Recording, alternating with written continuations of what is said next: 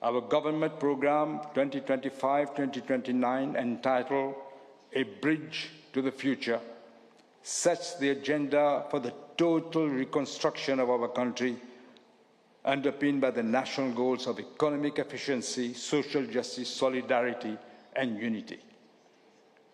For us to achieve our ambitious and visionary objectives, we shall have to rely on our traditional development partners, in particular India. There are several crucial areas of cooperation where India could play a meaningful role. I have in mind the ocean economy, green and renewable energy, food security, and artificial intelligence. Prime Minister, our special relationship with India, based on the close historical and cultural links with the land of our ancestors, but also on our commonality of interest as coastal states of a shared ocean, our government program for the next 5 years reaffirms our commitment to develop our ocean economy, now extending to one of the largest oceanic territories in the world. We look forward to further consolidate our collaboration for security in the Indian Ocean region as part of SAGAR. The agreement signed between our two countries during your visit, Excellency, already, which will be signed tomorrow, already important steps towards the collaboration on ocean-related issues. We are confident that these and others to come will further consolidate and strengthen our collaboration in the ocean space. Mauritius has always supported greater regional cooperation and integration. We are geographically, culturally, and politically close to both the African and the Asian continents. Whilst we're a member of the African regional and sub-regional organizations and trade partnerships, we are also privileged to host two regional Indian Ocean organizations, the Indian Ocean Commission and the Indian Ocean Rim Association. The IORA brings together coastal states from both the African and Asian continents, and we are strongly committed to engaging with India and other member states of the IORA to further strengthen the political and economic ties within the region, and in particular in areas such as climate change and disaster management in a region which faces, as we can see, serious climate change challenges.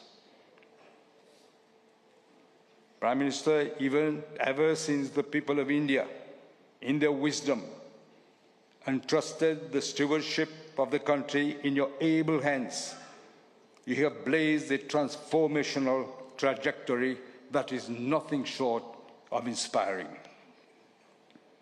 I have learned that you have crisscrossed India to see the problems of ordinary people, what they were facing, without politics in mind, I'm told.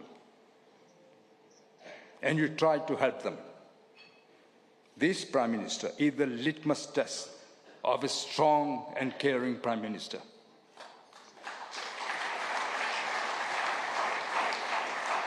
This is what has allowed you to lift India and give it a driving dream, the hallmark of true leadership and character. Excellency, the national rejuvenation of India and the revival of the epic Indian civilization bear your indelible seal. We are highly appreciative of your personal commitment, Prime Minister, to the concerns of the Global South.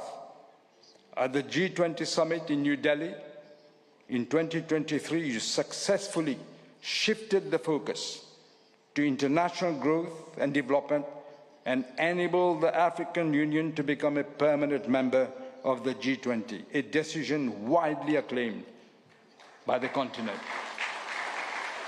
Africa, Prime Minister, is grateful. Distinguished guests, I would like to express our appreciation to the laudable position of India as regards the dire reality facing small island developing states. SIDS are isolated politically when it comes to major global decisions because we're small. India's support to assist us to grapple with the hurdle of political inaccessibility to major powers with which we seek to engage to advance the development agenda is critical for our future. The prominence of India today on the global stage may have surprised many. This is not so for those who, like Mauritius, know and fully appreciate the depth of this great country's history.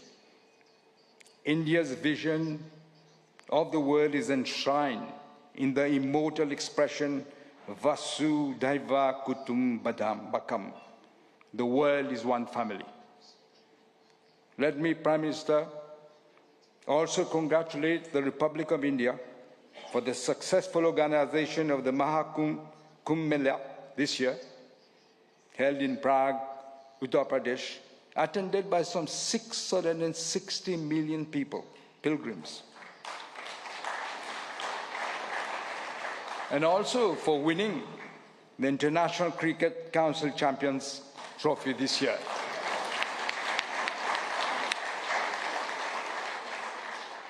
I must admit, I don't know much about cricket. The relations between India and Mauritius are not ephemeral relations. We are united not only by deep spiritual and cultural bonds, but also by the essential values of democracy. These are relations that transcend time, people, and statecraft. The relationship between India and Mauritius can be compared to the banyan tree, the immortal tree with interconnectedness. Prime Minister, I wish you and members of your delegation a pleasant stay in our midst. I have no doubt your visit will take our relationship to a still higher stratum.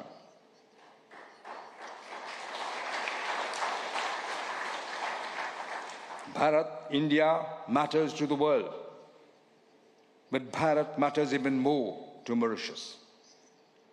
Ladies and gentlemen, with these words, I invite you to join me in a toast to the health and well-being of His Excellency, the Prime Minister of the Republic of India, Shri Narendra Modi, to the happiness and prosperity of the people of India, and to the abiding friendship between Mauritius and India.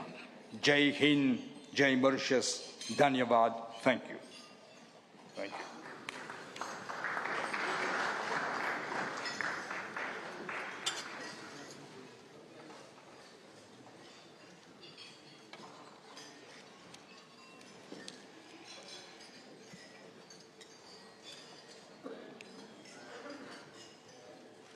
Thank you, Prime Minister. Excellencies and distinguished guests, I now have the honor to invite the Prime Minister of India to deliver